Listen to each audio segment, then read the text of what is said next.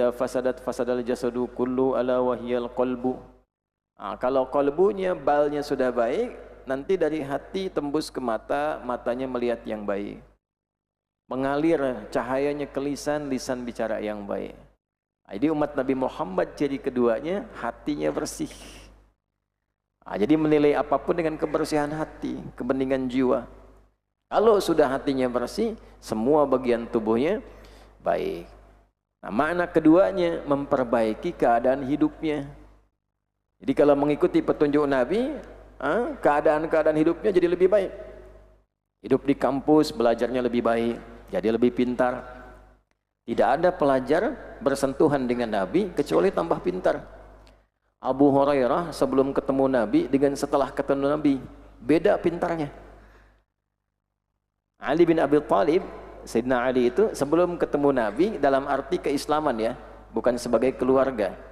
Dengan setelah ketemu Nabi dengan berislam itu pintarnya beda. Semua orang-orang yang mencari ilmu berjumpa dengan Nabi, walaupun hanya menatap Nabi, itu mendapat keberkahan dari interaksinya dengan Nabi SAW. Tidak ada orang yang berdagang mengikuti petunjuk Nabi kecuali selalu untung.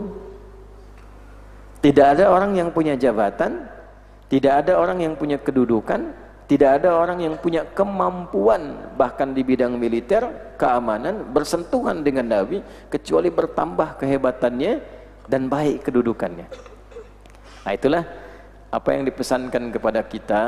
Maka sejatinya mengingat Nabi itu adalah mengembalikan identitas kita sebagai umat Nabi untuk mengikuti petunjuk-petunjuk kehidupan Nabi, sehingga dengan itu merubah diri kita menjadi lebih baik. Ya? Nah, caranya bagaimana? Sekarang mendekatlah kepada Allah. In tansurullaha yansurkum, sampai kita punya sifat istiqamah. Ya, wa yuthabbit aqdamakum, sampai kemudian kokoh kita bisa berdiri dalam beraktivitas, menapaki setiap kegiatan kita dengan bersandar kepada Allah Subhanahu wa taala dan mengikuti petunjuk-petunjuk Rasulullah. Dan tentunya itu butuh bimbingan, karena akses kita ke Nabi tidak bisa langsung. Nah, bagaimana cara mengaksesnya? Bersyukurnya sebagai umat Islam kita punya sanad namanya, ya, silsilah ketersambungan pengajaran sampai ke Nabi. Nabi mengajar ke sahabat, sahabat yang jadi ulama mengajarkan lagi pada tabi'in, tabi'in mengajarkan lagi pada tabi'ut tabi'in, sampailah kemudian kepada kita. Ini yang dimaksud oleh Imam Ibnu Majah, termasuk juga Imam Abu Daud dalam salah satu hadisnya yang tersambung kepada sahabat Abu Darda radhiyallahu taala anhu dari Nabi sallallahu alaihi wasallam, haitsu qala atau kama qala sallallahu alaihi wasallam, wa innal ulama'a warathatul anbiya'i wa innal anbiya'a lam yurithu dirhaman wala dinara. Dan sungguh para ulama itu adalah pewaris para nabi. Para nabi tidak mewariskan dinar dan dirham, tidak mewariskan materi duniawi, tidak mewariskan uang, tapi para nabi mewariskan ilmu pengetahuan. Ya, maka ulama yang betulan pun mewariskannya pengetahuan dan orientasinya mengajarkan nilai kebaikan yang diajarkan Nabi, bukan mencari materi duniawi.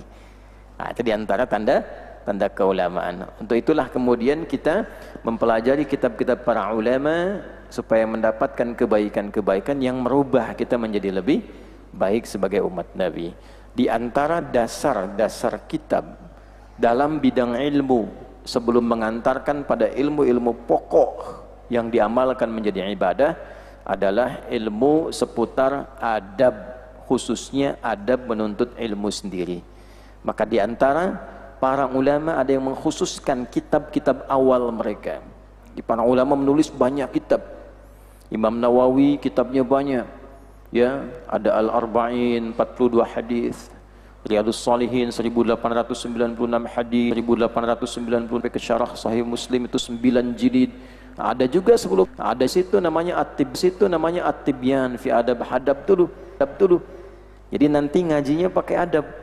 Kalau sudah ngajinya tahu cara megang kitab, tahu cara masuk majelis ilmu bagaimana, tahu cara menghadapi guru seperti apa, tahu cara menghafal. Nah, bagaimana cara menghafal yang efektif? Bagaimana cara memahami yang berkah? Memahami berkah tuh gini, paham dan bisa mengamalkan yang dipahami. Karena ada orang yang nanti ya belajar, dia paham tapi tidak bisa mengamalkan, itu musibah. Tahu tapi nggak bisa dipraktekkan. Ada yang di atas itu celaka. Yang celaka itu sudah tahu tapi apa yang dipahami hanya dia jadikan hujah untuk berselisih. Nah, itu celaka. Diamalkan tidak, tapi jadi kebanggaan untuk bertikai. Nah, ini masalah. Dan itu terjadi di kemudian hari. Ya. Nah, untuk itu penting kita memulai kembali. Alhamdulillah, di antara masyayikh kita ada Syekh Muhammad bin Hashim Al-Asy'ari. Ya, beliau mengarang kitab 17 kitab. Ya, di antara kitab yang sekarang kita pelajari ada kitab Adabul Alim wal Muta'allim. Alhamdulillah, dari awal kita belajar. Ini sudah masuk ke halaman 25, bagian yang keempat dari subtopik pembahasan yang kedua tentang bagaimana seorang penuntut ilmu mengondisikan dirinya dulu sebelum belajar. Nah, di situ ada 12 langkah, 12 khutwah. Ya, bagaimana seorang penuntut ilmu kalau belajarnya ingin bagus, belajarnya hasilnya ingin baik, mengamalkannya bisa berkah, maka dia dituntun untuk menyiapkan 12 langkah pada dirinya sebelum memulai thalabul ilminya, sehingga dengan kesiapan dari 12 langkah ini dirinya mampu sanggup menghadapi pengetahuan dan menyerap itu dengan kondisi terbaik sehingga mampu memahami dengan baik dan mengamalkannya dengan mulia. 3 sudah kita pelajari di pertemuan sebelumnya. Yang baru bergabung silahkan dicek nanti video pembelajaran kita sebelumnya. Sekarang kita akan masuk pada bagian langkah yang keempat. Semoga Allah menambahkan cahaya kepada beliau, memberkahi beliau dan keluarganya, dan melimpahkan keberkahan itu kepada kita yang belajar saat ini. Bismillahirrahmanirrahim. Kita masuk pada kajiannya. Qala al-muallif rahimahullahu ta'ala, Syekh Muhammad Hashim menyampaikan dalam bagian yang keempat ini, semoga Allah merahmati beliau. Ar-rabi', bagian keempat, fi adabil muta'allim fi nafsihi. Ya, saya kembalikan ke judul besarnya yang terkait dengan rangkaian adab penuntut ilmu dalam menyiapkan dirinya. Nah, ini dilakukan sebelum Nah, ini dilakukan sebelum baik formal ataupun informal. Baik formal ataupun informal. Formal, teman-teman mahasiswa yang melihat guru-guru kita, sanadnya bersambung ini. Makanya di kitab ini sebelum cantumkan isi pembahasan, sanad dulu. Nama beliau siapa, nasabnya siapa, dari mana, sanad-sanadnya apa saja. Ya. Jadi di sini nanti ada ijazah dari Sahih Bukhari, Sahih Muslim dan sebagainya. Itu tabiat ulama kita seperti itu. Makanya kalau ngaji kitab kita temukan di awal pembukanya itu muqaddimah, ismuhu wa nasabuhu khalfiyatuhul ilmiyah. Siapa namanya, nasabnya, latar belakang pendidikannya, guru-gurunya siapa, jelas itu.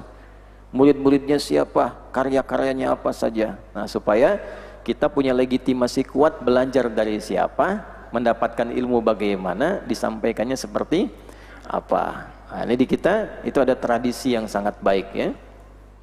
Nah, kemudian kita dapati di sini ar-rabi', bagian keempat dari persiapan-persiapan itu, an yaqtani'a minal quti wal libasi bima tayassar. Hendaklah seorang penuntut ilmu itu yaqtani'a, menanamkan sifat qanaah. Ya. Qanaah itu mencukupkan atau merasa cukup dengan yang diperlukan. Memenuhi kebutuhan, bukan memuaskan keinginan. Nah, contoh. Kalau minum itu butuhnya untuk apa manfaatnya? Menghilangkan haus. Nah, orang yang qanaah, apapun sifat minumannya, yang penting hausnya bisa hilang, minum. Itu qanaah namanya, memenuhi kebutuhan. Walaupun yang adanya air bening, ketika sifat qanaahnya muncul, dia tidak akan menuntut susu, dia tidak akan meminta teh, dia tidak akan meminta jus. Itu qanaah namanya. Ya, jadi sifat qanaah itu mencukupkan atau merasa cukup pada apa yang dibutuhkan, bukan memenuhi apa yang diinginkan. Diinginkan tidak pernah selesai. Sifat nafsu itu kan terus ingin pakaian, fungsi pakaian menutup aurat. Tidak salah, nafsu itu memberikan keindahan kalau digunakan dengan benar, menutup aurat dengan pakaian yang baik, yang indah. Tapi kalau bagian yang salahnya yang dipenuhi, semua ingin dipakai. Model baru beli, kendaraan juga begitu. Ya, cepat kaget, gampang kagum. Ada model baru, kaget, kan? Numpang kagum aja. Kalau belum bisa beli, foto-foto, balik lagi, gitu. Itu ya. Nah, jadi apa yang dibutuhkan penuntut ilmu itu sebelum dia berangkat untuk mencari ilmu, yang pertama menanamkan qanaah dulu pada dirinya. Nah, apa yang ditanamkan itu? Satu, minal qut, keperluan makannya. Nah, nanti di bagian ke-6 itu ada tafsirnya. Bagaimana mencukupkan makanan itu?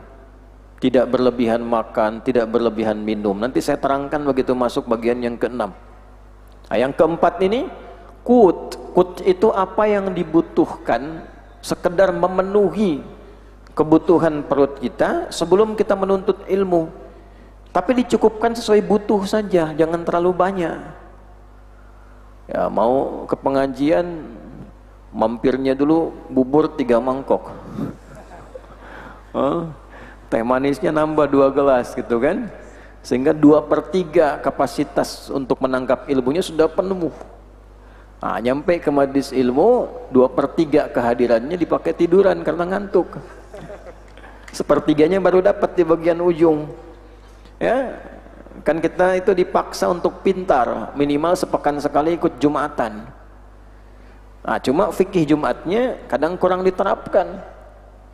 Allah menyampaikan di surah Al-Jumu'ah ayat 9 itu, ya ayyuhalladzina amanu idza nudiya lis-salati min yaumil jumu'ati fas'au ila dzikrillah. Fas'au pakai sa'a tuh. Ya, sa'a yas'a, is'a. Fas'au apa artinya sa'a? Fas'au, bersegeralah, gitu ya. Bandingkan dengan Ali Imran ayat 133. Wasari'u ila maghfiratim mir rabbikum. Coba lihat terjemahannya. Dan bersegeralah untuk mendapatkan ampunan Allah. Jadi kalau mau tobat jangan tunda-tunda. Salah pagi jangan tunda malam buat tobat. Sore bisa meninggal. Ya. Apa bedanya sara'a dengan sa'a? Kalau sara'a bersegera tanpa harus banyak berfikir. Tadi contohnya saya sampaikan, kalau mengejar ampunan Allah jangan banyak tunda, tidak perlu banyak persiapan. Merasa sekarang salah, sekarang tobat. Nunda tobat sampai malam, sore bisa wafat.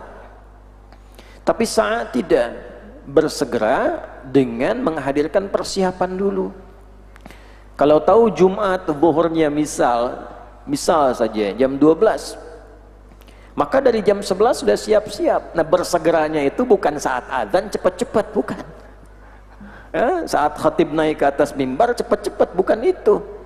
Ya, jadi siapkan dari awal. Makanya skemanya kan mandi diajarkan, pakai pakaian yang baik, pakai wangian yang nyaman, datang mengejar saf pertama. Ya, kalau khatib sudah naik ke atas mimbar, saf mana yang mau diburu? Nah, itu ada persiapannya dulu, disiapkan dengan baik. Nah, oleh karena itu kalau kita kembali ke sini, ya, kembali menyiapkan diri, kembali kita menata diri, balik lagi. Ada hadis yang baik tuh, boleh dicatat karena di sini karena syarah kan tidak harus tercantum semua. Ada hadis riwayat Imam At-Tirmidzi. nomor hadis 2346, 2346. Sudah? Hadis riwayat Imam At-Tirmidzi. Kemudian di Ibnu Majah disebutkan juga riwayat yang sama, Sunan Ibnu Majah, nomor hadis 4141. Kalau ingin melacak sebab urutnya hadis, kalau Al-Quran asbabun nuzul, hadis asbabul wurud. Sebab urutnya hadis ini ditemukan di Ibnu Hibban. Ya, Sahih Ibnu Hibban. Nomor hadis 671. Nah, yang di Ibnu Hibban rawinya Sayyidina Abu Darda, ya, radhiyallahu taala anhu. Yang di At-Tirmidzi, yang di Ibnu Majah rawinya Ubaidillah bin Muhsin. Ubaidillah bin Muhsin. Baik. Pelaku yang terkait dari sahabat yang diceritakan ini tadi saya sebut di awal tuh, sahabat namanya Suraqah bin Malik bin Ju'shum. Suraqah bin Malik bin Ju'shum. Baik.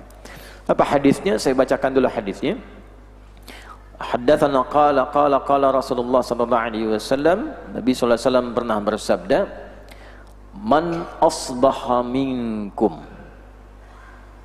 aminan fi sirbihi mu'afan fi jasadihi wa indahu qut yaumi." Nah, ini qut. Wa indahu qut yaumi. Fa ka'annama hidat lahu dunya. Man asbaha minkum, siapapun di antara kalian umatku yang mendapati tiga keadaan ini, tiga nih, ya kan? Jadi kadang disebutkan gini, asbah, adha, amsa.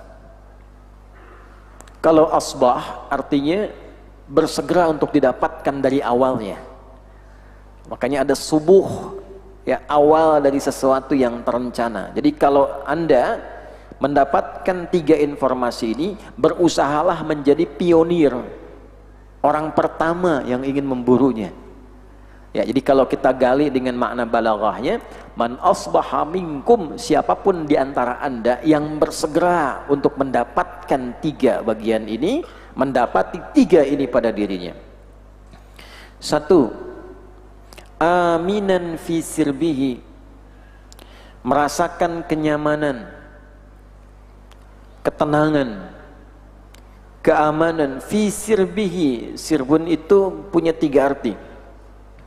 Satu bisa berarti fi nafsihi, pada dirinya. Dua bisa berarti fi ahlihi, pada keluarganya. Keluarga itu nanti ada yang menafsirkan luas lagi, ada yang mujtama'ihi, ada yang watanihi, keluarga pokoknya, masyarakatnya, dan bangsa negaranya. Tiga, maknanya fi tariqihi, dalam setiap jalan yang ditapaki. Nah, jadi upayakan dalam menjalani kehidupan itu bagaimana kita menciptakan rasa aman dan ketenangan.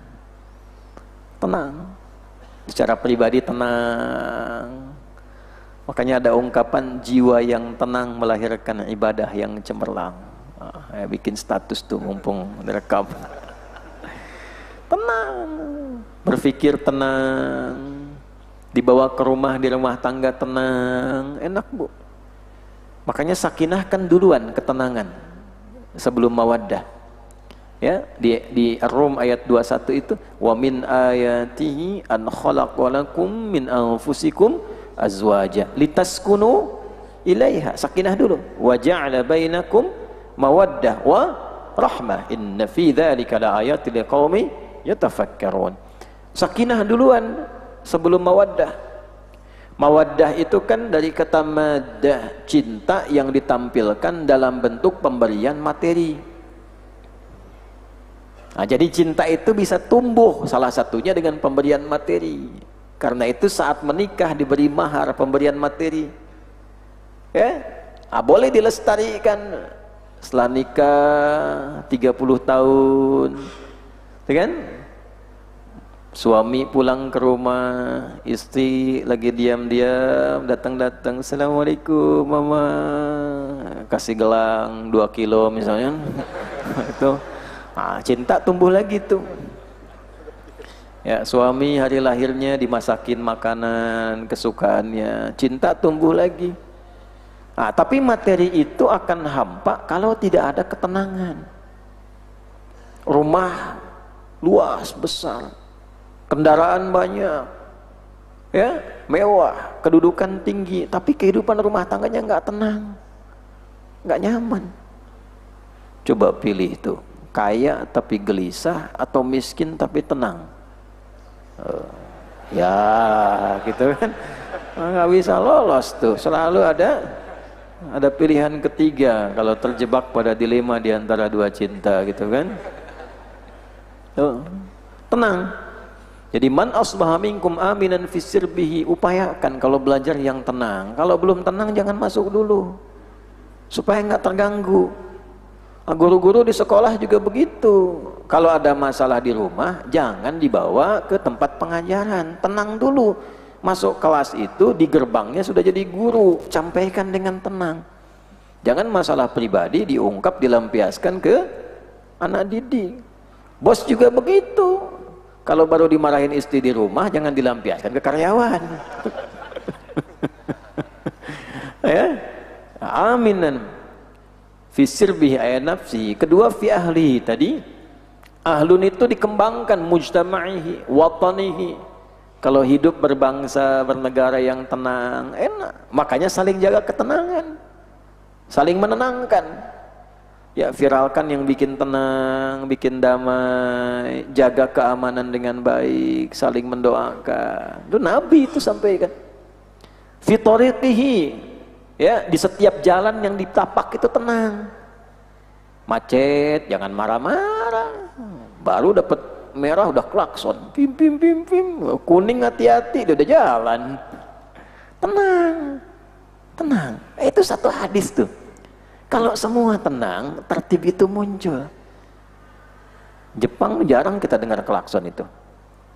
Singapura jarang dengar klakson. Ya, begitu masuk Bekasi baru nanti udah diklakson. tenang. Jadi kalau sudah dapat ketenangan enak tuh. Ya, mu'afan fi jasadi, sehat fisiknya. Maka itu kadang subuh kita berdoa dalam kunut, Allahumma hadina fiman wa'afina fiman, ya Allah, mohon berikan kami hidayah dan tempatkan dimanapun di kalangan orang-orang yang dapat hidayah. Bertetangga orangnya dapat hidayah, kerja orangnya dapat hidayah. Wa'afina fiman afait, sehatkan kami dan tempatkan di tempat orang-orang yang sehat. Jadi sehat itu nikmat. Upayakan sehat. Bukan hanya tubuhnya, pikirannya sehat. Ya, kesehatan fisik itu thayyib. Makan makanan yang sehat dari yang halal. Ya ayyuhan nasu kulu mimma fil ardi halalan thayyiba. Nah, kesehatan fisik thayyib diisi dengan kesehatan sifat. Khair namanya. Fisiknya bagus tapi sifatnya nggak bagus, kurang sehat. Ya, jadi upayakan jaga kesehatan tuh. Tapi kesehatan tuh dipakai untuk beramal soleh. Mumpung masih kuat, subuh jamaah. Mumpung masih sehat. Ya, kalau sudah nanti satu sakit menyesal, kenapa saat sehat tidak berangkat? Kenapa saat sehat tidak bisa ngaji? Nah, kemudian yang ketiga, nah ini. Kana indahu aw indahu qutu yaumi. Dan dia mendapatkan kecukupan makannya untuk hari itu. Jadi kita tidak dituntut untuk hari esok. Hari esok itu hanya kita merencanakan. Tuntutan hidupnya di hari yang kita jalani ini. Jadi kita punya kadar makan yang cukup untuk hari ini saja, badannya sehat, merasa tenang jiwanya, 3 ini dapat, 3 saja. Faka'annama hizat lahud dunya, maka seakan-akan dia telah menggenggam dunia seutuhnya. Jadi menggenggam dunia itu menguasai dunia, sederhana, cuma 3 pilarnya. 1 aman, 2 sehat, 3 cukup makan. Walaupun tidak harus semua yang diinginkan dipenuhi. Kalau 3 ini bisa dilakukan, dunia dalam genggaman, hidupnya pas. Pas mau makan hari ini ada gitu. Ya, tenang, sehat. Kan itu intinya. Kayak dikumpul-kumpulin, udah dapat triliunan sakit. Pakai ngobatin lagi. Kan nggak ideal tuh. Nah, kaitan dengan menuntut ilmu tadi ada kata qut di sini, dicukupkan. Ya. Wal libas, bukan hanya makanan, penampilan juga ya sederhana. Artinya secukupnya, jangan berlebihan. Wah, ini menunjukkan sifat tawadhu. Karena sifat muta'alim itu lagi belajar. Nah, ketika muncul sifat ketawadhuan, ilmu mudah diserap. Jadi mohon maaf ini, semapan apapun keadaan kita, kalau sedang jadi murid, tawadhu. Sebab kalau status sosial yang dibawa ketika mau ngaji, nanti ilmu nggak masuk, ujungnya ngatur guru. Ya, bapak kaya nih misalnya, mapan nih, ngundang ustadz, di bawah status kekayaannya, gurunya yang diatur, terusin aja dulu, dianya makan. Nggak masuk ilmunya, nggak masuk. Ya, statusnya mewah, datang ke majelis ilmu, masya Allah, pakai jas harganya 700 juta misalnya, dasi 15 juta, jamnya 2 miliar. Nah, itu mau pameran apa mau belajar? Ibu pakai jilbabnya warna pink, harga 5 juta, kan? Ke bawahnya biru 10 juta, ke bawahnya lagi hijau, kaos kakinya warna-warni. Tinggal dikereknya kayak bendera tuh. Sederhana. Biasa aja, jangan dicirikan. Pakai mobil paling mewah boleh, ya, parkir agak jauh jalan gitu. Nggak banyak orang tahu. Nah, kalau sudah tawadhu, tenang kita, ilmu dapat masuk. Tapi kalau status di bawah, ya, pejabat tuh kan di kantor. Kalau sudah ngaji jadi murid. Kayak Imam Malik itu ketika diminta untuk mengajarkan anak seorang pemimpin khalifah pada masa itu, apa jawab beliau?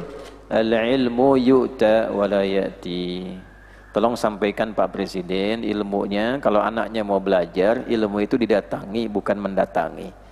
Maksudnya apa? Bukan sombong, supaya mengondisikan hatinya dulu turun. Ya, kalau ngajarnya nanti di istana kan ikut kepada sifat keistanaannya.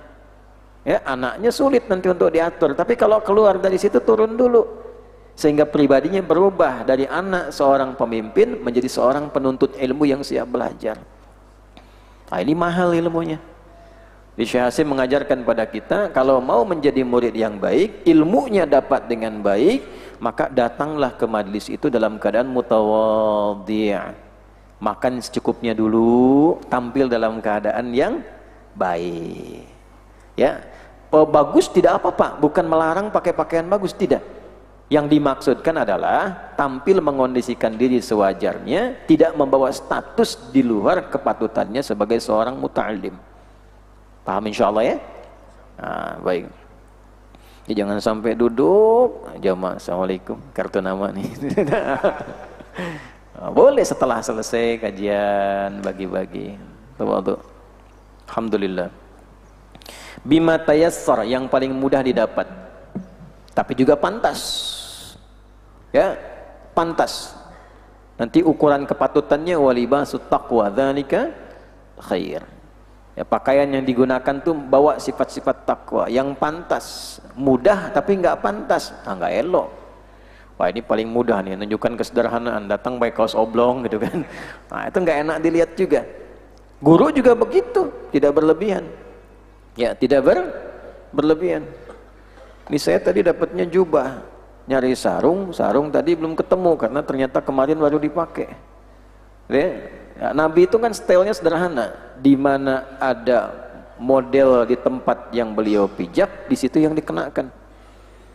Ya, kalau misalnya di sini ke Jawa pakai sarung, ya pakai sarung. Yang lain boleh, tidak ada masalah. Jadi bukan berarti pakai jubah jadi yang paling alim, tidak. Ya, ke Timur Tengah ada jubah, pakai jubah. Di beberapa tempat kan ada yang sungkan pakai sarung. Kayak di Libya pakai sarung, kita keluar dari komplek, nanti orang lewat disuitin, katanya kan. Nah, cuma dua maknanya, satu baru disunat, yang kedua baru nikah. Nah, itu kan budaya, tradisi. Ya. Itu. Tapi kalau ke kita kan jadi biasa. Nah, artinya apa? Simple. Di daerah mana dipakai sepanjang wajar, silahkan gunakan. Jelas ya? Baik, alhamdulillah. Jadi tidak harus misalnya, wah mau ngaji, baju kokonya mana? Kalau tidak ditemukan baju koko ya silahkan pakai batik, ya, yang layak, pakai baju kaosnya yang layak, ya. Bima tayassar, yang paling mudah, tapi tidak membuat gelisah. Pakai kaos depannya Messi, belakang Ronaldo, ya kan? Ingat kan repot gitu, ya. Kemudian fasabru ala adnal aishi yanalu si'atal ilmi wa jam'a syamlil qalbi mun mutafarriqatil amali wa yatafajjaru fihi yanabi'ul hikami. Nah, ini apa hikmah dari menyiapkan itu semua? Tadi saya ulas sedikit, sekarang kita teruskan. Fasabru ala adnal aishi, maka bersabar untuk tampil sederhana itu dalam menuntut ilmu, ya. Sekali lagi, dalam menuntut ilmu. Jadi kalau bisnis ada babnya lagi nanti, silahkan sekaya-kayanya, ya, dalam kedudukan setinggi-tingginya, supaya harta yang banyak bisa digunakan beramal soleh, kedudukan yang tinggi bisa dimanfaatkan beramal soleh. Tapi ketika menuntut ilmu, tawadhu dulu, ya. Fasabru ala adnal aishi, maka bersabar dengan tampil sederhana itu, ya, yanalu si'atal ilmi, lebih berpotensi mendapatkan keluasan ilmu. Ilmu itu unik, ya. Ilmu itu unik. Jadi kalau kita menunduk, ilmu turun. Al-ilmu turun, ilmunya nurun. Ini cahaya tuh memancar. Tapi kalau naik mutakabbir, mental tuh, nggak masuk. Ya, saya teringat waktu di pesantren itu dulu. Jadi ketika ada dua kondisi itu, ada guru ngajar. Waktu itu saya kurang siap menerima karena gurunya kayaknya tampilnya kurang perform gitu. Ya, kurang perform dengan berbagai macam lah penafsirannya. Maka saya menganggap, oh kok kayak bercanda gitu. Biasa. Ternyata perasaan itu tidak menanamkan kekalnya ilmu dalam jiwa. Ilmunya cuma nyampe buat ujian, selepas ujian lupa. Cuma itu aja tuh. Ya, berbeda pelajaran lain. Guru itu begitu sayang pada murid, perhatian gitu. Kita masuk sebagai seorang anak seperti mendapati ayah. Itu dengan perasaan demikian menunduk, sampai sekarang Pak, mau lupa susah. Mau lupa susah pelajarannya itu, sampai ingat belajarnya kapan, jam berapa, kebayang guru berpakaiannya bagaimana gitu, kitabnya, padahal dulu belum bisa bahasa Arab itu, hafal tapi kitab dan sebagainya. Nah, ternyata itu ada sanad juga sampai ke atasnya. Menyiapkan diri untuk menjemput ilmu itu, bagaimanapun keadaannya mesti menunduk kita. Mesti menunduk. Sampai ulama tuh ada yang menafsirkan begini, kalau mendapati guru, nanti baca At-Tibyan ya, karya Imam An-Nawawi itu. Ya. Kalau mendapati guru dalam perilaku yang kurang menyenangkan pun, ditakwilkan kepada yang lain. Dipahami, diterjemahkan dengan terjemah berbeda, yang menghilangkan prasangka buruk kita pada guru. Sehingga fokus kita tetap pada pelajarannya, bukan pada aibnya. Karena sepanjang guru Anda, guru saya, guru kita manusia, pasti ada salahnya. Kecuali guru ibu malaikat. La ya'sunallaha ma amarahum wa yaf'aluna ma yu'marun. Kalau guru bapak malaikat, nah nggak ada potensi salah. Cuma kan nggak mungkin, kita kan bukan nabi, bukan rasul. Kalau pengen malaikat Israel ngajarin, silahkan. Tapi sepanjang gurunya manusia pasti salah. Nah, orang-orang yang datang belum siap dengan adab, itu tidak siap dengan aib gurunya. Yang celaka nanti alih-alih dapat ilmunya, dapat aibnya. Yang repot murid yang sengaja cari aib guru. Itu. Yang lebih repot bukan murid cari aib guru orang lain. Itu yang celaka itu. Sudah nggak kenal gurunya, nggak ngaji gurunya, mengamati hanya untuk mencari kesalahannya. Itu celaka. Celaka itu. Oh, gurunya bukan? Ya kan? Datang ke majelisnya tidak, tapi hanya mencari-cari kesalahan. Itu bahaya. Setiap manusia, siapapun itu, profesinya apapun, punya potensi salah. Makanya Imam Nawawi Al-Bantani, nah, ini ada Nawawi Ad-Dimashqi Yahya bin Syaraf, ada Imam Nawawi Al-Bantani. Itu punya kebiasaan kalau beliau akan sedekah dulu. Sedekah dulu. Dan sedekahnya beliau niatkan memohon kepada Allah supaya ditutup dari aib gurunya. Sehingga yang terlihatnya itu hanya ilmu dan kebaikan-kebaikannya. Makanya Imam Nawawi sampai sekarang tuh kitab-kitab jadi pelajari sampai murid-muridnya ada yang di Mesir, Timur Tengah dan seterusnya. Imam Nawawi Al-Jawi Al-Bantani itu. Bahkan profilnya dikaji itu. Ada orang kita dari Lombok ya, Ustaz Burhanuddin Amak itu. S2-nya itu membahas tentang Imam Nawawi Al-Bantani. Itu ya. Jadi kita kondisikan fasabru ala adnal aishi yanalu min si'atil ilmi. Tampil sederhana itu berpotensi mendapatkan luasnya pengetahuan. Duduk, tunduk. Ya, begitu kita turun, ilmu datang. Naik, ilmu nggak masuk. Nah, itu yang menjadikan sahabat-sahabat Nabi itu diajarkan oleh Nabi-nya demikian. Bahkan hadis-hadis terkait dengan penguatan adab itu muncul. Coba di Al-Arba'in tuh, hadis nomor 2 itu. Ini kan wajahnya wajah Arba'in di sebagian tuh ya. Coba nomor 2 tuh yang hadis Jibril. Ya, iman, Islam. Gini kalau ngaji hadis, lengkapi 2 sayapnya supaya terbangnya itu stabil. Hadis itu dalam hadis diistilahkan ada 2 sayap hadis. Janahal hadis. 1 sanad, 2 matan. Nah, ini kadang-kadang ngaji langsung ke matan, sanadnya jarang dibahas. Kalau dulu kami ngaji sebelum sanad, bahkan kitabnya dikaji dulu dari nama judulnya. Nah, kenapa Imam Al-Bukhari jadi jami? Jami itu apa? Apa bedanya musnad? Apa bedanya dengan sunan? Apa bedanya dengan mu'jam? Ngajinya begitu, bahas dulu. Terus dibahas sirah Imam Al-Bukharinya dulu. Sampai dari, maaf nih, matanya nggak melihat, buta permanen, bisa sembuh tuh bagaimana? Nah, makanya dalam nanti syarahnya Ibnu Hajar Al-Asqalani ya Fathul Bari itu dibahas di muqaddimah, itu dibahas dulu. Kenapa? Supaya kita bisa niru jejaknya dan merasakan bagaimana keadaan beliau saat menuntut ilmu di awal-awalnya. Gitu. Jadi orang tua, para ibu yang single parent itu kalau baca muqaddimahnya dulu Al-Bukhari termotivasi. Kan lahir tumbuh tuh ayahnya meninggal. Ya, sudah meninggal kemudian matanya buta, tapi itu fadilah ibu tuh ya, doa sampai kemudian saking lelahnya doa tertidur dalam sholatnya, tertidur mimpi ketemu Nabi Ibrahim, disampaikan kamu akan melihat kembali katanya. Untuk kalau saya cerita nanti lebih panjang lagi itu ya, singkatnya anaknya bisa melihat kembali itu. Baru dari situ di bidang hadis mengeluarkan Al-Jami' As-Sahih Al-Musnad, Al-Jami' As-Sahih Al-Musnad Al-Mukhtasar min umuri Rasulullah sallallahu alaihi wasallam wa sunanihi wa ayyamihi.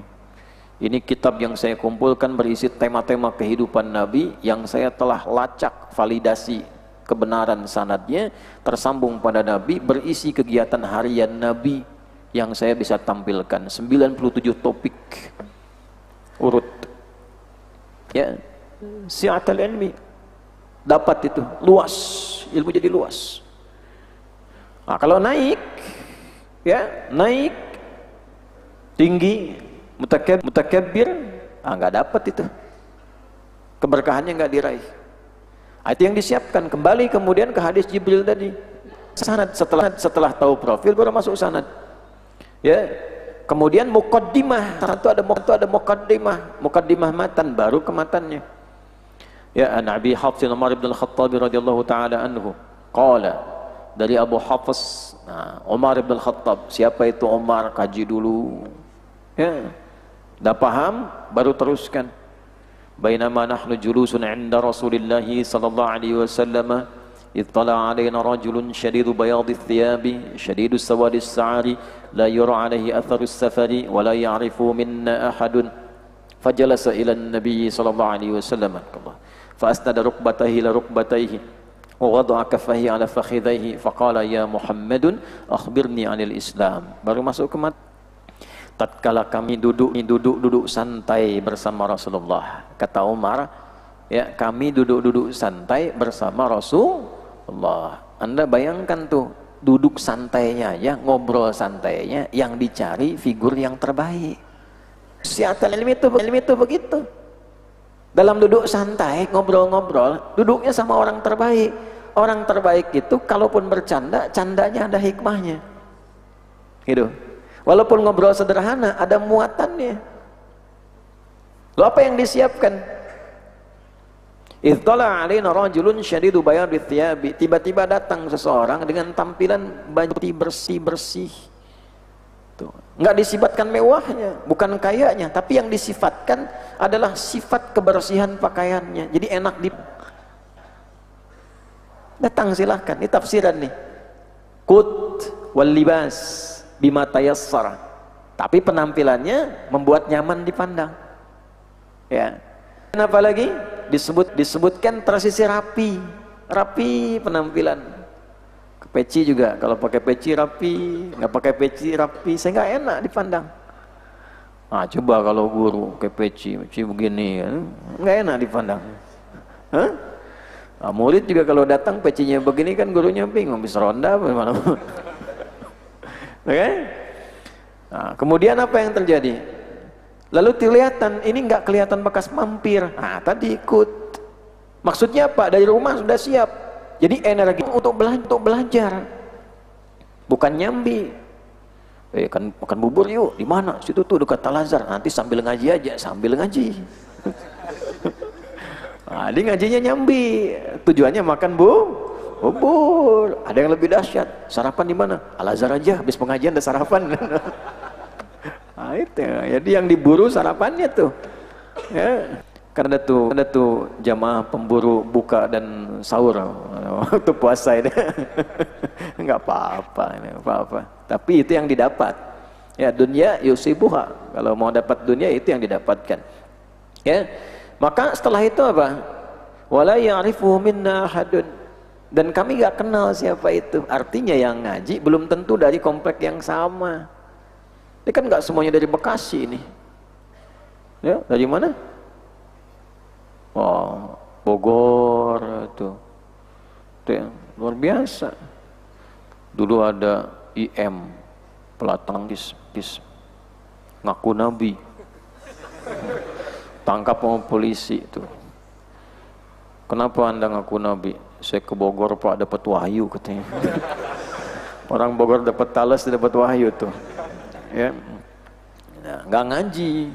Kalau ngaji kan tahu, ini dari Bogor, yang dari Tangerang, ya, yang dari Bandung tuh, masya Allah.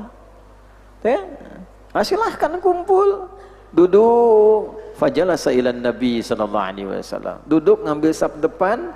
Fa'asnada rukbatahi, masya Allah, dekat ke Nabi, tawadhu, duduk. Nah itu ternyata itu malaikat yang sedang menyamar. Malaikat aja nyamar jadi murid, mempraktekkan adabnya murid. Setelah justru mengajarkan, lalu dipraktekkan adabnya guru. Dalam saat yang bersamaan jadi murid dan guru itu adabnya kelihatan. Saat jadi murid bagaimana, saat jadi guru bagaimana. Di ujung hadisnya kan huwa Jibril atakum yu'allimukum dinakum. Itu Jibril sedang menyamar mengajarkan pokok-pokok agama kita. Ada 3 itu kan, Islam, iman, dan ihsan. 3 pokok, 3 pilar agama. Kalau 3 ini dijaga, jadi orang yang terbaik, jaminan surga insya Allah. Gitu ya, sambil nunggu meninggal, mata sa'ah itu. Nah itu 3. Nah terus kan, wa jam'a syamlil qalbi min mutafarriqatil amali. Dan ketawaduan itu kecukupan kita untuk makan, memenuhi kebutuhan fisik kita sekedar memenuhi kebutuhan, tampil dengan sederhana itu jam'a syamlil qalbi, itu akan menghimpun berbagai macam orientasi kesibukan hati. Di hati ini kan ada perasaan, Pak. Ini yang dokter nanti kalau salah tolong koreksi ya. Jadi di dalam jantung kita ini kan yang pokok ada 4 bagian ya. Jadi ya, ada serambi kanan, ya, atrium kanan, ya. Kemudian di bawahnya ada bilik kanan, ventricle kanan. Lalu ada serambi kiri, ya kan? Ada bilik kiri. Serambi kanan itu kan untuk menerima pasokan oksigen dari seluruh tubuh itu, ya, yang masuk ke situ dengan kadar yang rendah, diserap ke situ untuk diolah melalui vena cava kalau nggak salah dulu saya belajar biologi itu, ya. Tembuskan ke bilik kiri, dipompa lewat paru-paru, diolah, masuk ke serambi kiri, masuk ke bilik kanan tadi ya, serambi kanan ke bilik kanan, dipompa paru-paru, masuk ke serambi kiri, sudah berubah tuh, ya, oksigennya sudah full, bagus, penuh, ya. Kemudian ditembuskan ke bilik kiri dipompa ke seluruh tubuh lewat aorta kalau nggak keliru tuh. Jadi masuk lagi, itu dahsyatnya sistem yang Allah buat. Masuk pun oksigen kurang, ya, darah bawa dengan darah itu dipompa jadi bagus lagi tuh, napasnya enak lagi. Tapi Nabi itu ngasih satu bocoran yang sangat luar biasa 15 abad lalu. Itu yang di Al-Arba'in nomor hadis ke-6 tuh. Ala wa inna fil jasadi mudghatan idza salahat salahal jasadu kullu wa idza fasadat fasadal jasadu kullu ala wahyal qalbu. Di dalam tubuh kita ini ada satu bagian yang menentukan perilaku tubuh. Kalau satu bagian itu bagus, maka semua tubuh akan baik. Kalau tidak bagus, semua bagian tubuh perilakunya pun tidak akan baik. Ala wahyal qalbu, itu adalah qalbu, tempatnya di qalbu. Di dalam qalbu ada nafas. Ternyata yang menemukan esensi itu orang barat tahun 1991, ahli neurologi itu namanya Edward Amor, tahun 1991. Beliau menemukan di dalam jantung di serambi kanan itu ada titik pusat yang kelak disebut God spot, titik ketuhanan itu. Titik ini disebut otak jantung kekinian. Ada 40.000 saraf di dalamnya. Ternyata di situ itu jantung punya otak sendiri, punya kemampuan mengingat, punya kemampuan berpikir, punya kemampuan mengarahkan. Ternyata intinya di sini. Itu yang ditembuskan ke otak bagian kepala itu, yang otak kanan, otak kiri itu. Intinya di sini. Jadi kalau ini baik, perintahnya dari sini. Amarahnya dari sini, perintahnya. Kalau di sini itu hanya mengkonstruksikan, mengolah supaya cepat dilakukan oleh fisik. Dia nggak punya perintah. Di akal yang sesungguhnya ada di sini. Akal spiritual itu. Makanya waktu nyanyi Indonesia Raya itu kan jiwanya dulu baru raganya. Bangunlah jiwanya, bangunlah raganya. Nah celakanya sekarang yang dibangun raganya terus. Jiwanya jarang. Nah ini yang disebut takwa itu di sini. Fujur dan takwa, yang jeleknya fujurnya, takwanya baiknya. Wa nafsi wa ma sawaha fa alhamaha fujuraha wa taqwa. Jadi perintah baik dan buruk itu bukan dari sini, dari sini. Ini tuh hanya mengkonstruksikan, mengolah supaya cepat perintah dilakukan. Di semakin pintar, kalau pintar olahannya cepat. Tapi yang memberi perintah siapa? Kalau yang aktif fujurnya, ya, yang keluar itu nanti buruknya, perintah buruk. Yang celaka di sininya pintar, di sini buruk. Ya, maka kepintaran itu hanya memudahkan keburukan cepat dieksekusi oleh tubuh. Gitu. Pintar, tapi jelek sininya. Kepintaran dipakai untuk mencuri, untuk menipu. Makanya semakin pintar, semakin canggih nipunya. Kodenya makin aneh-aneh itu.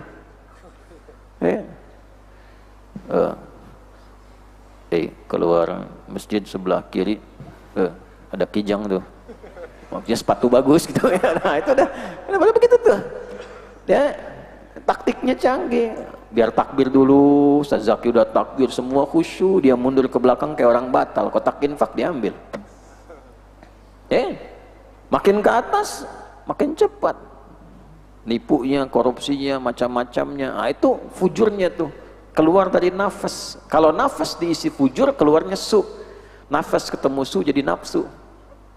Itu ada di Quran surah 12 ayat 53. Wa ma ubarni'u nafsi innan nafsa la'ammaratum bisu illa ma rahima rabbi. Tuh. Jadi di sini punya pikiran, Pak. Makanya bangun saja sudah kemana-mana. Tadi baru bangun tidur itu kan banyak tuh rencananya.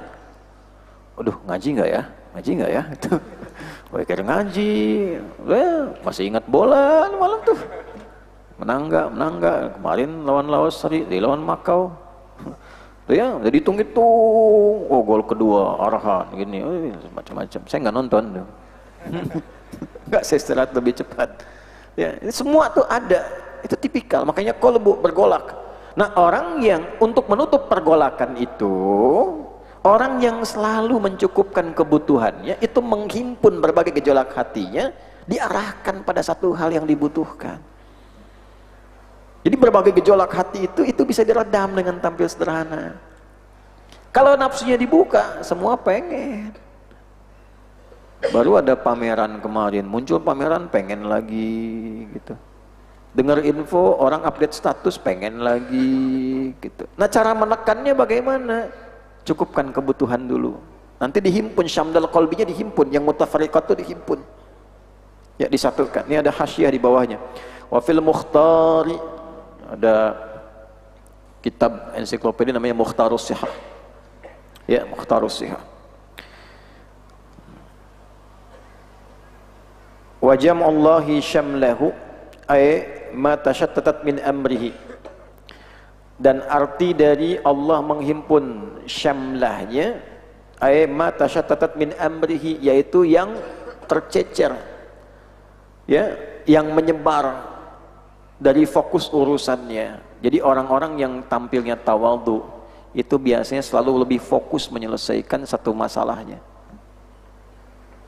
Nih, kalau antum datang dengan status ke majelis ilmu, bukan seorang penuntut ilmu, tapi membawa status yang sedang dikerjakan. Anda datang ke sini sebagai pedagang, datang sini sebagai dosen, datang sini sebagai macam-macam, tidak memfokuskan pada sifat menuntut ilmunya, maka ketika duduk kepikirannya nyebar. Loh, dagangan hari ini gimana ya? Ya kan? Nah, proyek hari ini jam berapa nih? Ya kan? Nah, kredit cicilan ini belum? Allah. Nggak fokus. Nah, untuk memfokuskan itu rubah dulu. Allah. Jadi sifat penuntut ilmu. Apa diantara caranya?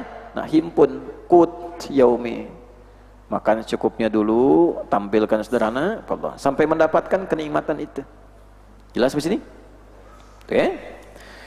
Wa yatafajjaru fihi yanabi'ul hikami. Setelah itu yang memancar dari kolbunya, alih-alih persoalan munculnya hikmah.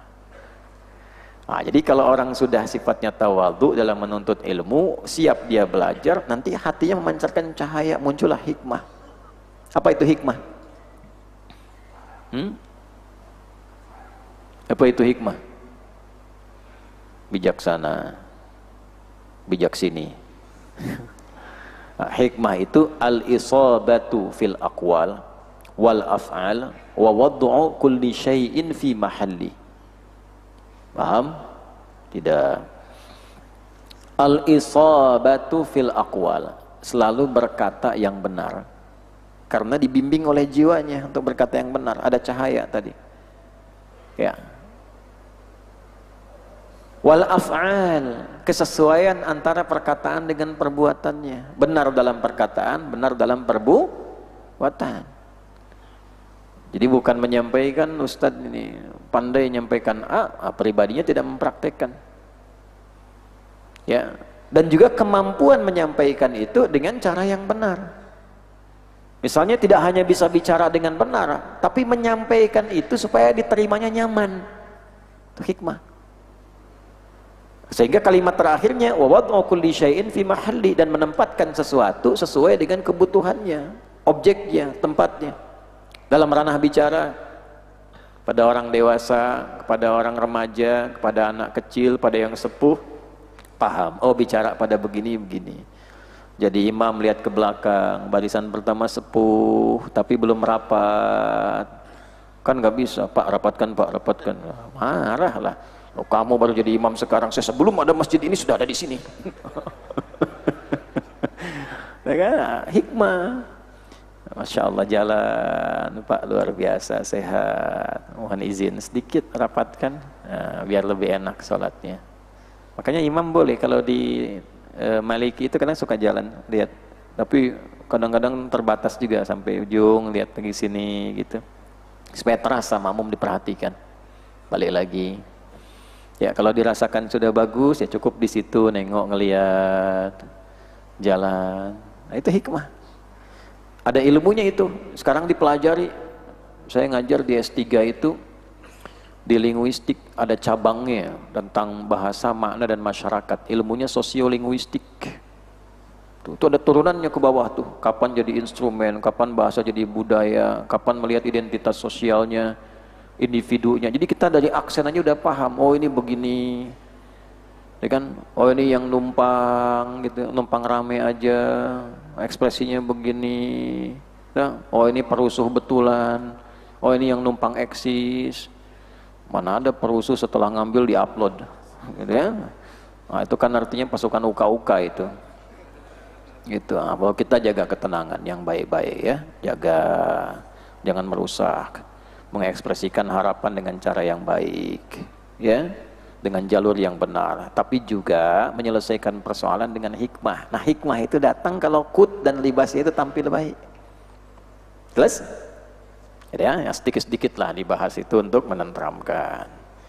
Ya, tapi jangan dipotong-potong untuk cari yang aneh-aneh. Nah, itu ya Nabiul Hikam, muncul hikmah. Jadi orang tua hakim, orangnya hakim namanya, bijak. Luqmanul Hakim karena dapat hikmah.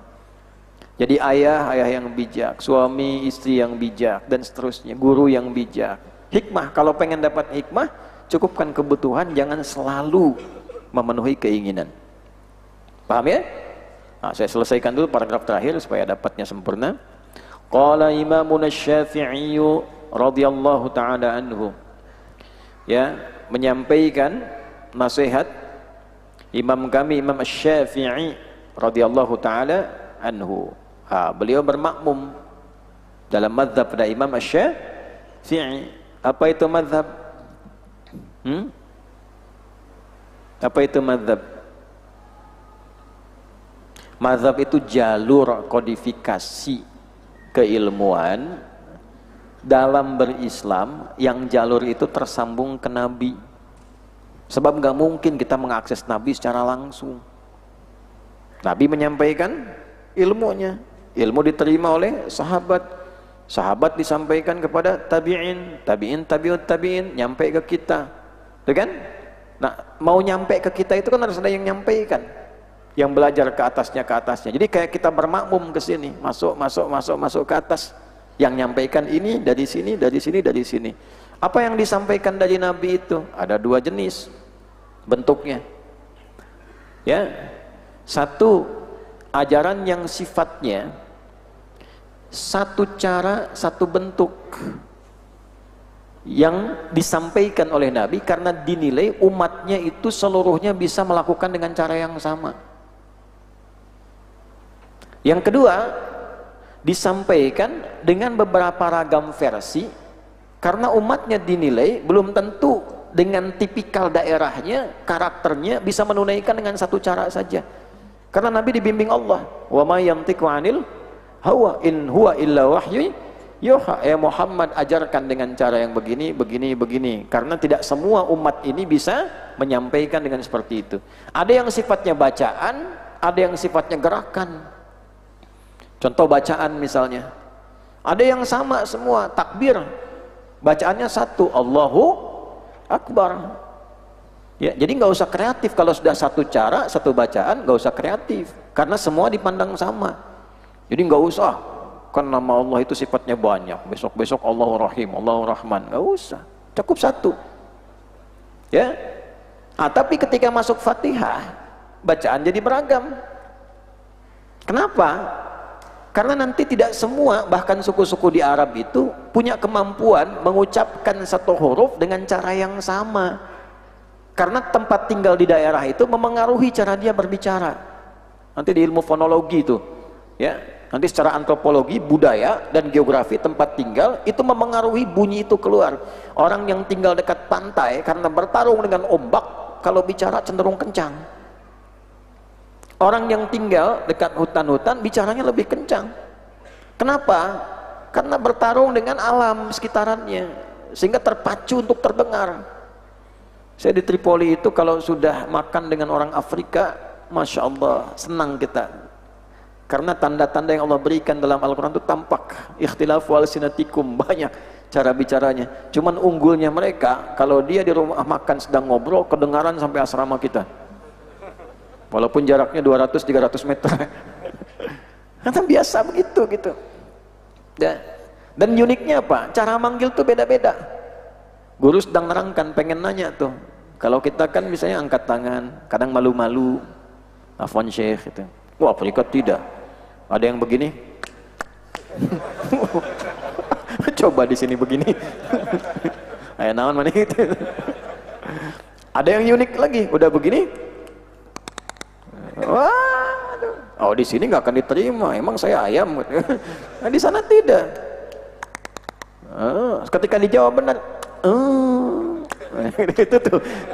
Wah, itu yang bikin kangen tuh itu tuh. Nah, itu juga di Al-Azhar mungkin dapat juga gitu ya. Itu macam-macam, teman-teman sekalian tuh, ragam. Makanya nanti ada yang nggak bisa mengucapkan A, diucapkan A, saja. Nggak usah terusin tuh. Ya, sehingga muncul riwayatnya pakai pakai imalah. Wadduha itu wadduha. Walaili idza saji. Ma wadda'aka rabbuka wa ma qala. Karena dipaksa-paksa itu susah. Ya begitu. Ya, ada lahjahnya, ada dialeknya, ragamnya. Maknanya tetap sama. Maknanya sama, tidak merubah makna. Ya, kita di Bekasi sepeda, bawa ke Medan dikit sepeda. Ya, barangnya kan sama. Yuk ke Bandung, terminal Cicaheum. Oh, Cicaheum. Nah, itu kan ada di lafadz itu begitu ada. Karena tidak semua bisa melafadzkan yang sama. Nah, kemudian nanti ada riwayat karena sebab seperti bismillah. Ya. Nabi tadinya tidak pakai bismillah. Alhamdulillah sampai waladhdallin selesai, baca surat juga begitu langsung. Tiba-tiba Ibnu Abbas bertanya, ya Rasulullah, apa Allah nggak menurunkan satu pemisah antara surat satu dengan yang lain, sehingga nanti orang yang belum paham bisa membedakan bedanya surat An-Nas dengan Al-Falaq apa? Karena asalnya kan nyambung, nggak ada pemisah. Maka turunlah Bismillahirrahmanirrahim. Sejak turun Bismillahirrahmanirrahim itu, Nabi terkadang membaca Al-Fatihahnya, dibacakan jahar Bismillahnya, Bismillahirrahmanirrahim. Setelah itu Alhamdulillah. Ada terkadang beliau tidak bacakan, ya, di jemaah-jemaah awal itu tidak bacakan, langsung Alhamdulillahirrabbilalamin. Ada yang kadang beliau silent, sir, Bismillahirrahmanirrahim. Ya, kalau silent itu nggak usah dipaksakan bunyi. Ini kadang dipaksakan bunyi, Bismillahirrahmanirrahim. Alhamdulillah, nah, itu namanya jahar. Ya, silent itu kedengaran kita aja. Yang keempat, kadang yang pertamanya nggak baca, rakaat kedua dibaca. Ada yang empat cara itu. Nah, sekarang sahabat kan belajar empat itu. Ada yang pengalaman di belakang Nabi sholat, di belakang Abu Bakar, Omar. Gelombang awal nih, sholat di belakang Nabi, langsung hamdalah. Nah, apa yang dialami itu yang dipraktekkan. Setelah Nabi meninggal, dia ngajarnya praktekkan itu. Yang satu setelah turun basmalah, karena Nabi baca dengan jahar, ya kan? Kemudian ada yang ngajarkan sir, ada yang ngajarkan pertama tidak dibaca, selanjutnya dibaca. Empat ragam itu diterima, diajarkan, dijelaskan sebabnya begini, dipilih satu. Kan nggak mungkin pilih keempat-empatnya. Nggak ada Ustadz Zaki khusus di Al-Azhar baca keempatnya. Bismillahirrahmanirrahim. Bismillahirrahmanirrahim. Tidak dibaca sama sekali. Nggak bisa. Harus pilih satu. Nah, keempatnya itu disebut dengan manhaj, at-tariqul wadih, jalan yang tersambung ke Nabi, empat-empatnya. Tapi dalam praktik kita mesti milih satu. Ma dhahaba ilaihi, apa yang kita ambil. Tapi kita kan nggak mungkin langsung ngambil, kita harus bermakmum ke atas tuh secara sanad.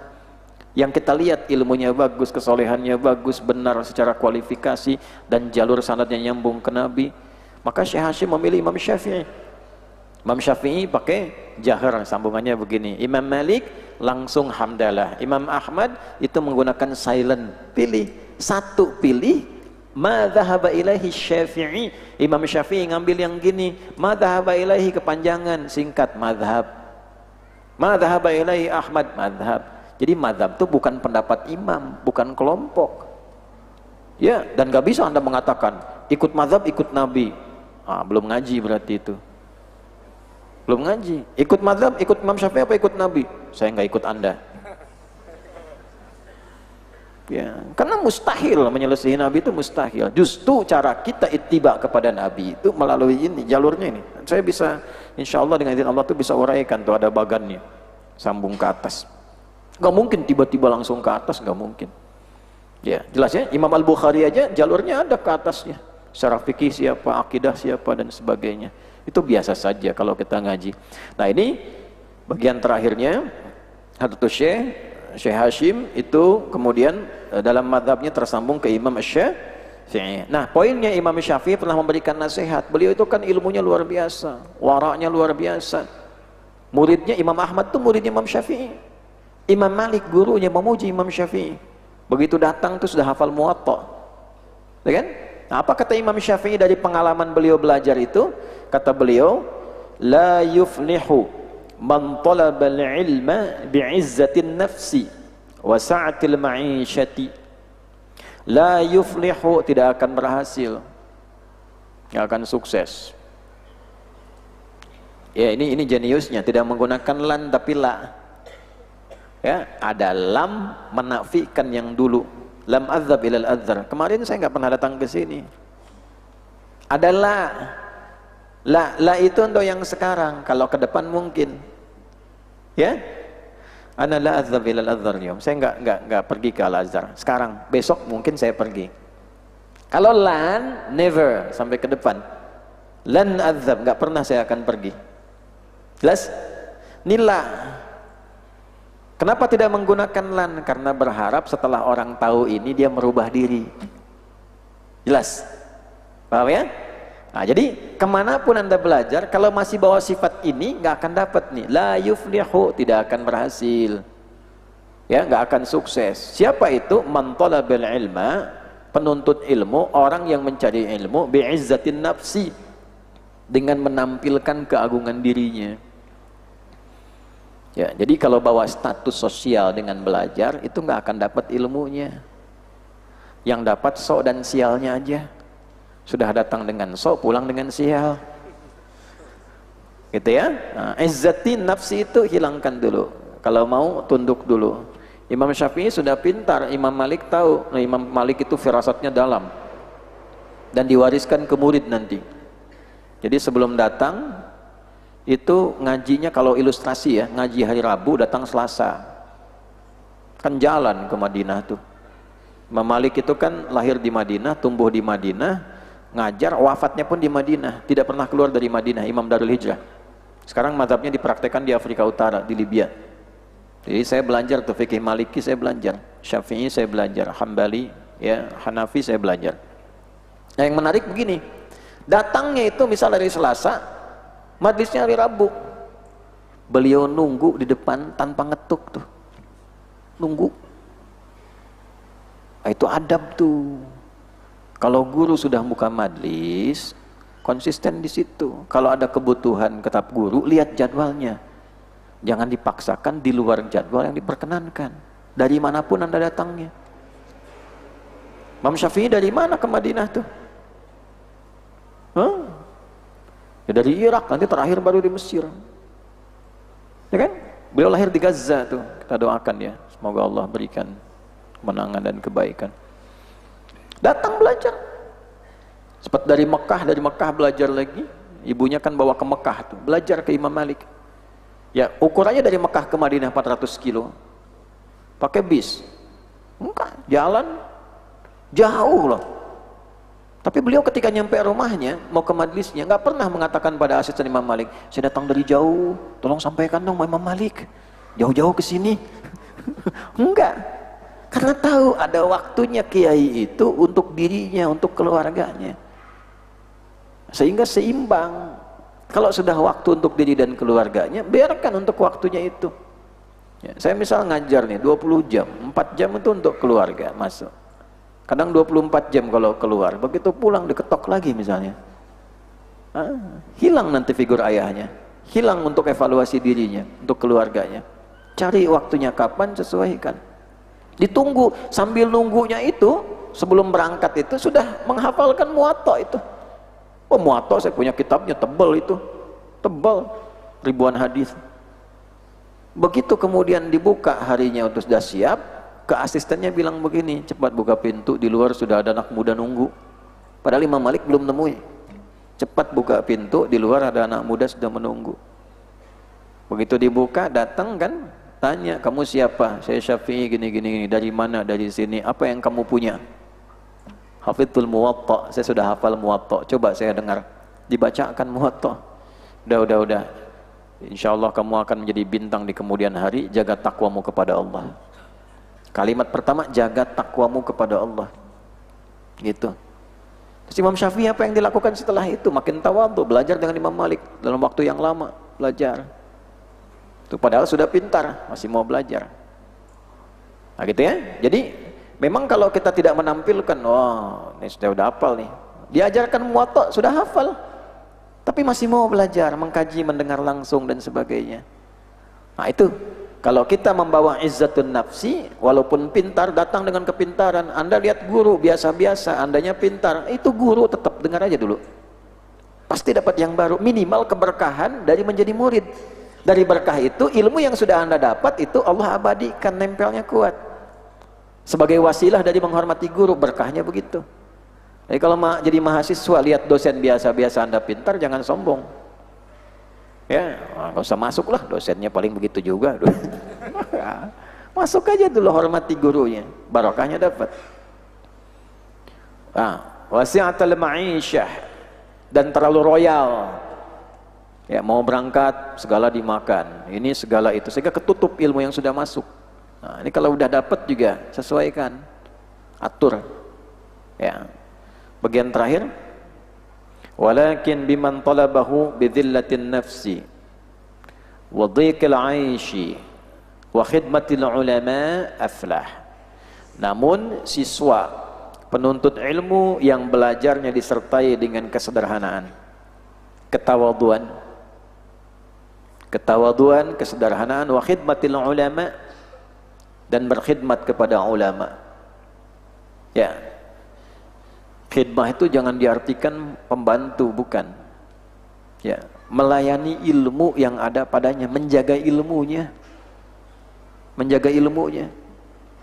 supaya ilmunya itu bisa terjaga dalam mengajar dalam keadaan sehat. Yang jadi dokter, lihat ulama itu sehat nggak, ya kan?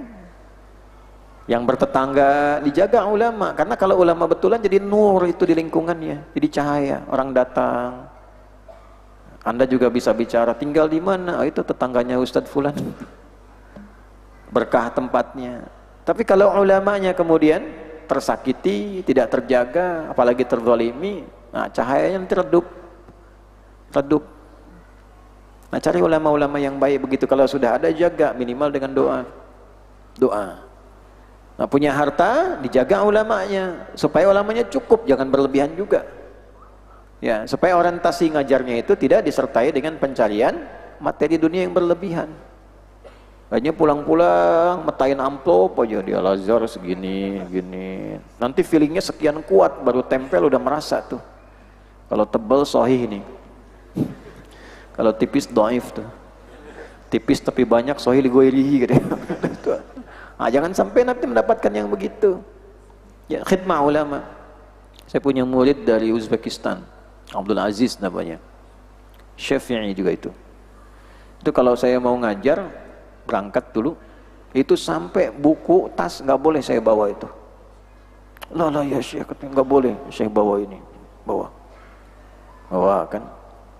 Tuh kali saya masuk kamar, udah, Syekh, pakaian kotornya mana? Nggak ada, nggak mungkin. Ya. Dan nanti aja kan. Saya kan nggak senang ya kan, senangnya nyuci aja sendiri. Ternyata 3 hari datang lagi. Syekh, mana pakaian kotornya? Nggak ada, saya bilang. Nggak mungkin 3 hari nggak ada yang kotor gitu. Akhirnya kita kasih yang sedikit seadanya aja kan. Cuma ini saja, enggak, yang lainnya sudah bersih. Udah. Satu kali yang mau datang kan, datang pagi, saya istirahat. Ternyata sekian jam saya istirahat, saya bangun, itu anak masih nunggu di pintu, nggak bangunin, nunggu kita bangun, baru ngaji. Kalau ngaji, bawa kitab, baca gitu. Dan Masya Allah sekarang yang ngaji-ngaji itu sekarang ada yang jadi mufti di church-nya itu. Murid kita juga itu ada salah satu asisten muftinya itu. Ya, ada Abdul Aziz Uzbekistan, ada di church-nya itu Ahmad Rasutov kalau nggak salah namanya itu. Di sana off gitu ya, ininya ujungnya itu. Nah, itu ngaji-ngaji yang benar tuh. Dan tawadu mereka tuh, tampon-tampon besar-besar, gagah-gagah gitu. Ya. Tapi Masya Allah belajarnya luar biasa. Makanya kalau Anda ketemu orang-orang dari sana itu, Turkmenistan yang benar-benar ngaji itu, mereka Masya Allah gitu, sopan, baik ininya. Nah begitulah, ya aflah tuh. Nah, tapi jangan berlebihan juga, jangan berlebihan, ditempatkan sewajarnya, tapi hormat. Dan sesuai adabnya, kayak salaman tuh ya, kita itu punya sanad itu, salaman tuh punya sanad. Kalau orang-orang yang ngaji, terutama orang pesantren, udah tahu sanad itu. Tatap matanya, guru dengan hormat, lalu cium tangannya. Nah, itu nggak ada, bukan kaitan dengan pengkultusan, tidak, karena tradisi itu beda-beda. Tapi tradisi cium tangan itu ada sanad. Baik dalam sanad hadisnya, Nabi keluar diburu sahabat mencium tangannya, itu jadi pada ulama. Nah, apa komentar para ulama? Ya, coba lihat di sanad-sanad itu. Beberapa sanad yang diteruskan dalam cium tangan itu. Tapi yang wajar ya sifatnya, benar-benar. Maksudnya apa? Saya pernah menatap guru saya, yang guru saya matanya pernah menatap gurunya lagi, gurunya pernah menatap gurunya lagi, pernah menatap gurunya lagi, dan guru terakhirnya pernah menatap wajah Rasulullah SAW. Guru saya pernah mencium tangan gurunya menyentuh tangan gurunya, menyentuh tangan gurunya, tangan itulah yang terakhir pernah menyentuh tangan Rasulullah SAW. Sampai sebegitunya. Itu ada sanadnya. Kalau nggak sembarangan. Saya dapati kadang beberapa anak tuh baru masuk SMP, ketemu syekh, guru, ustaz, salaman udah begini. Itu izzatun nafsi, itu nggak dapat. Ya. Nah gurunya juga ngajarkan yang benar. Nah, tapi juga jangan berlebihan sampai misalnya mengkultuskan, tidak. Salaman biasa. Ta'zimnya itu ta'zim kepada ilmu yang Allah titipkan. Sanadnya nyambung, itulah keberkahan turun. Situ. Ya, tapi kalaupun misalnya ingin menerapkan sesuatu yang standar yang baik-baik, jadi dengan niatnya tetap bersih, hatinya tetap bersih. Nah itu yang kita jaga. Kita itu insya Allah kita ngaji bersanad dan kita jaga. Tapi ngaji bersanad itu membuat hati kita bersih juga. Ya, kalau ada sesuatu yang kurang tepat, nah, cara menghukumnya dengan seperti apa? Dengan hikmah tadi, dengan bijak. Minimal doa, senyum, baik. Jelas? Alhamdulillah. Yang